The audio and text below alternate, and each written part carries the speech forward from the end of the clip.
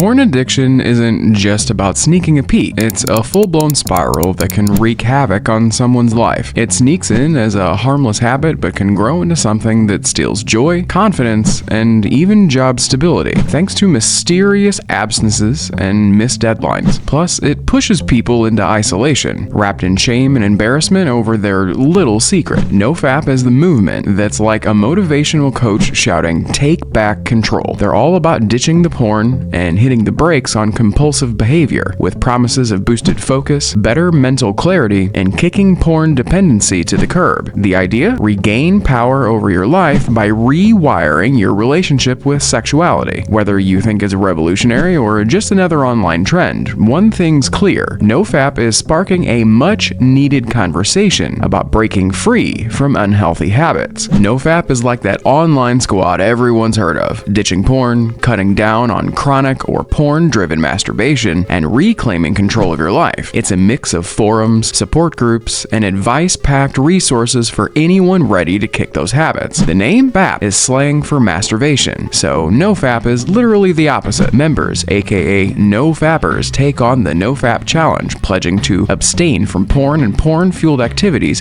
for a set period. 30 to 90 days is the sweet spot for most. Why do people join? The reasons are endless. Some are chasing better mental health or want to up their physical or sexual game. Others are fighting back against addiction, looking to fix sexual dysfunction, or just want more fulfilling experiences in their relationships. Some come at it from a moral or religious angle, while others simply want to kick bad habits to the curb. No matter the motivation, it's all about curbing those compulsive behaviors and living a better life. But let's be real, it's not all love for NoFap. Critics, including psychologists and neuroscientists, argue it leans on outdated, unscientific ideas, many of which come from Gary Wilson, a guy who didn't have formal science or psychology training. Some even call his theories pseudoscience. Despite that, NoFap draws people in with its super accessible community, self-help vibes, and tools aimed at tackling porn addiction and rewiring their brains. The NoFap challenge breaks things down into stages, giving members a roadmap to track their progress or where they might be stuck. The timeline shows what to expect, helping them stay on course and feel less alone in the process. And with over 300,000 registered members today, it's clear that NoFap's blend of community support and self-improvement continues to strike a chord with people worldwide. NoFap isn't a one-size-fits-all deal. Everyone's journey looks a little different, but there are some general stages you might go through during the challenge. Usually it starts with physical changes that snowball into psychological benefits. But if your experience doesn't line up perfectly with the typical timeline, don't stress. The key here is patience and sticking with it, no matter what. The whole point of the timeline is to give you a heads up on what to expect,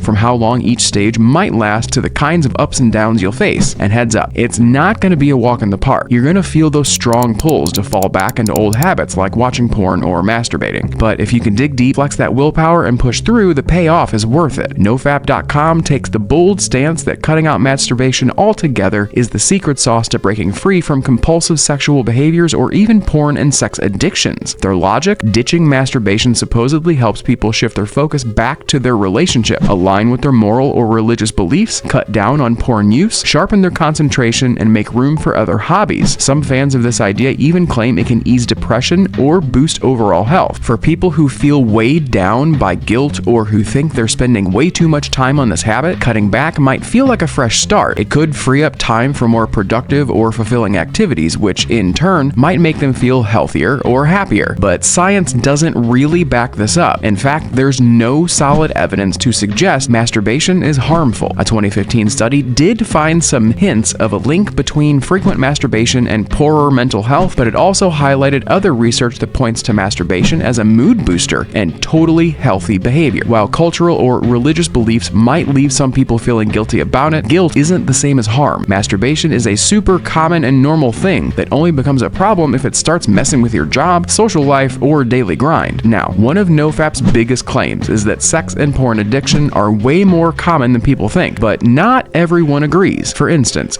big players like the American Psychiatric Association and the Diagnostic and Statistical Manual of Mental Disorders don't even recognize porn addiction as a real diagnosis. Plus, groups like the American Association of Sexuality Educators, Counselors, and Therapists argue that there's just not enough science to back up the whole sex and porn addiction thing. Debate ongoing. Skipping out on masturbation doesn't come with any big health risks, but it can definitely be a bit of a mental battle. For some, it might stir up frustration, mood swings, or even crankiness. In rare cases, it could lead to epididymal hypertension, aka blue balls, which isn't serious but can be uncomfortable. That said, not masturbating does mean potentially missing out on some pretty legit health perks that researchers have consistently highlighted. Let's break it down. 1. Healthy sperm, happy sperm. For guys, regular ejaculation can help maintain a normal sperm count and even keep those swimmers in top shape, healthy, well-informed, and in the right volumes. Number 2. Next level sexual health. Masturbation is like a personal GPS for your sexual desires. It helps people figure out what feels good and how to communicate that with a partner. It's not just solo fun. Sex therapists also recommend it for couples to spice things up. 3. Abstinence buddy. For those practicing abstinence, masturbation can be a great way to manage sexual urges without pregnancy risks or STI concerns. It's like a harm reduction hack. Some studies even hint that regular ejaculation, whether solo or with a partner, might come with long-term health bonuses. For example, a 2016 study found that men who ejaculated more than 21 times a month had a lower risk of prostate cancer. But before we start counting, let's remember that this study had middle-aged dudes self-reporting their habits, so it's not a one-size-fits-all deal. More research is needed to make this connection rock solid. So, while not masturbating is totally fine, those who indulge might just be cashing in on some surprising health benefits. NoFap takes a hard stance against masturbation, especially when it involves porn, and positions itself as a movement to reclaim control over compulsive sexual habits. On the flip side, there's semen retention, a practice where people might masturbate but aim to stop short of ejaculation. Sounds pretty niche, right? But proponents argue it's all about health and mindfulness, though science isn't exactly piling up to back those claims. But what do supporters say about semen retention? 1. Fertility boost? Maybe not. Some believe semen retention improves fertility or sperm quality. Science? Not so much. There's no solid evidence proving these medical perks. 2. Mindful intimacy and control. Supporters often tout it as a way to heighten sexual pleasure